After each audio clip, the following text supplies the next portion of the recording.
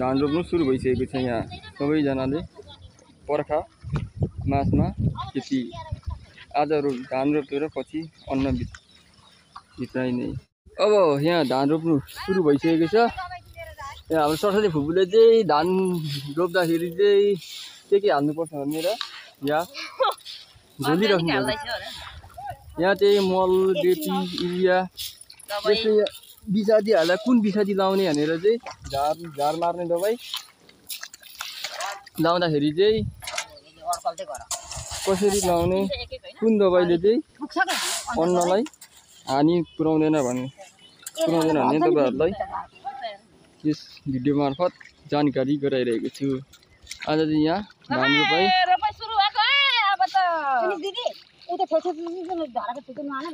अब जी रोपेको यहाँ चाहिँ करिब यो खानेपानी करिब सिँचाइको लागि 100 बिघाको लागि चाहिँ यो सिँचाइ निर्माण गरिएको छ।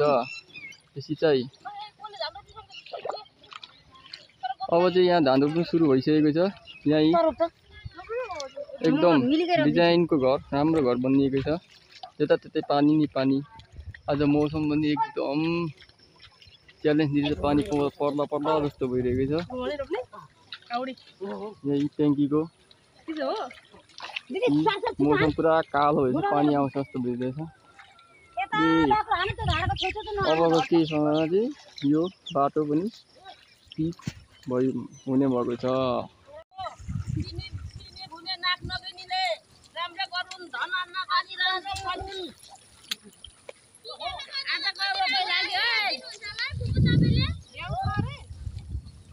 करिब यो 4टा खुट्टीमा चाहिँ 40 मन फल्छ धान यहाँनिर।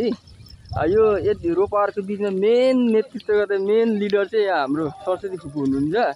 सरस्वती फुपूले धान रोपेको हेर्नुहोस्, मेन नेतृत्व रोपाहरूको यो गाउँको चाहिँ एकदम मेन नेतृत्व गर्दै धान रोप्नु हुँदैछ एकदम साथीहरूको साथमा।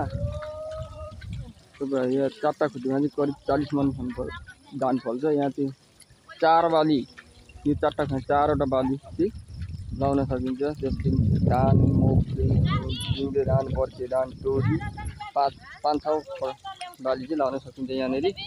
एकदम यहाँ पानीको एकदम धेरै नै सिँचाइ छ, पानीको अभाव छैन। यो सिँचाइको लागि फाल्टै 100को ट्रान्समिटर ल्याएको छ। भोल्टेज कम भयो, लाइनमा भोल्टेज कम भएको कारण एकदम यो सिँचाइको लागि 100को ट्रान्समिटर आइसकेको छ। 100 बिघाको लागि यो सिँचाइ सुचारु भएको छ। करिब प्रदेशको बजेटले यो सिँचाइ चाहिँ करिब 1 करोड लगानीमा यो सिँचाइ सुरु भएको छ। यहाँ चाहिँ पुरै फलामको पोल पुरै 100 बिघाभरि अन्डरग्राउन्ड गरेर पोल लागेको छ। यहाँ तपाईँहरूले देख्नुहुन्छ बीचमा म तपाईँहरूलाई जुम गरेर देखाउँदैछु। यी 2 बिघाको सिमानामा यसरी कलपट पानी निकासा गर्नको लागि राखिदिएको छ। ल अब चाहिँ अघि रोपिसकेको, अब सकिन आँटेको, यति मात्र बाँकी छ सकिनु।